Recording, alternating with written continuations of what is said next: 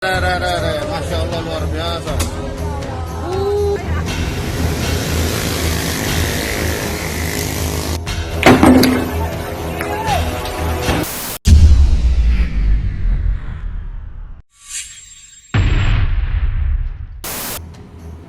Tepat di hari pertama Ramadan, 24 April 2020, PSBB resmi diterapkan di Kota Makassar.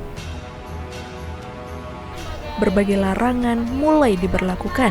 Pakai maskernya ya Pak, Ibu, tidak ada makan di tempat. Aparat bertindak tegas. Toko-toko yang masih membandel ditutup paksa. Warkop dan tempat nongkrong diguyur semprotan damkar.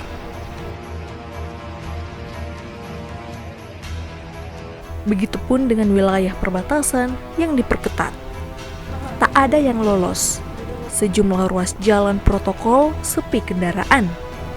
Setidaknya, pemandangan ini terekam di sejumlah wilayah Kota Makassar. Tapi sayang, memasuki hari ke-6, PSBB seolah tak bertaji. Tradisi liar warga Makassar di momen Ramadan menjadi sebab utama. Balapan liar mulai menggila. Kelompok pemuda dan remaja tanggung kembali aktif bergerombol dengan sepeda motor. Tawuran dan perang kelompok pun tak ketinggalan. Mereka makin eksis. Malam hingga menjelang pagi adalah waktu yang dipilih.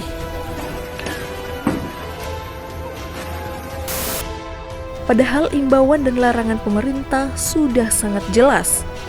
Kondisi ini seolah membuat aparat tak berdaya. Niat memutus rantai penyebaran COVID-19 terancam gagal total. Dengan situasi ini, apa langkah pemerintah? Di luar Pak masih banyak masyarakat yang membandel, bagaimana tanggapannya itu? Mulai hari ini polisi sudah mulai keras, sudah mulai represif.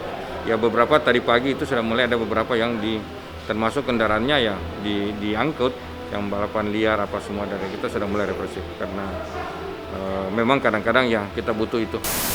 Ya, kita himbau kepada masyarakat agar segera mematuhi aturan yang berlaku, di mana di dalam SPB itu sudah diatur dalam Undang-Undang Nomor 6 Tahun 2018 Pasal 59 dan 93 tentang aturan PSBB. Ada pembatasan-pembatasan baik kegiatan keagamaan itu harus patuh. Jadi hentikan semua kegiatan yang bernuansa mengumpulkan massa. Jadi diharapkan seluruh warga Makassar untuk patuh, tetap tinggal di rumah, jaga jarak, terus kemudian jangan melakukan tindakan yang di luar yang ditetapkan oleh pemerintah. Kami ada sanksi pidananya. Sanksi pidana bisa penjara kurungan 1 tahun, terus kemudian denda 100 juta. Itu sudah diatur di dalam undang-undang. Dan bisa yuntukan ke KUHP juga pasal 212, 216 ayat 1 dan 218. Langkah mengantisipasi balapan liar, gen motor dan begal itu Pak? Ya, tetap akan kami tindak. Akan kami tindak tegas, apalagi begal ya.